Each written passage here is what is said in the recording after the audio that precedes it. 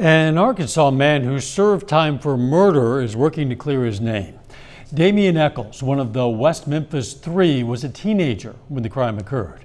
Now, nearly 30 years later, he was hoping further DNA testing would help exonerate him. But as Mandy Rock reports, a judge denied Echols' motion. Free man right now? Some days. Some days yes, some days no. Damian Echols reflects on his life since his 2011 release from prison. Moments before we talked, a Crittenden County judge shot down his request for new DNA testing in the West Memphis Three murders. It felt like they, would rather nitpick at aspects of the law than find out who actually killed these children. Almost 11 years ago, Echols and the two other men convicted in the murders walked out of prison.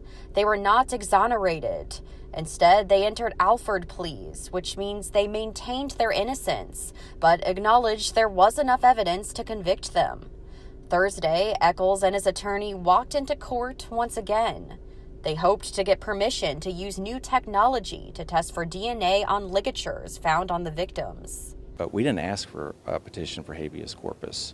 That wasn't our argument. Our argument was for a petition for further DNA testing. The judge said she could not grant that request, citing an Arkansas statute that requires anyone petitioning for new DNA testing still be in prison. Our concern seems to be with the fact that the legislature is not passing laws that are just, that would allow Damian and others to be able to actually find themselves in a situation to be completely exonerated, even though they've been released from custody. Echols' attorney, Patrick Benka, said they plan to appeal.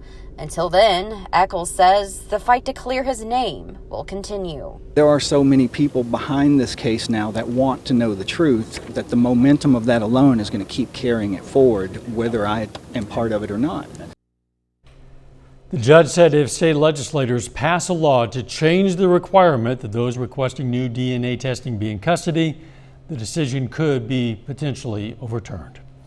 A final check of the weather is next.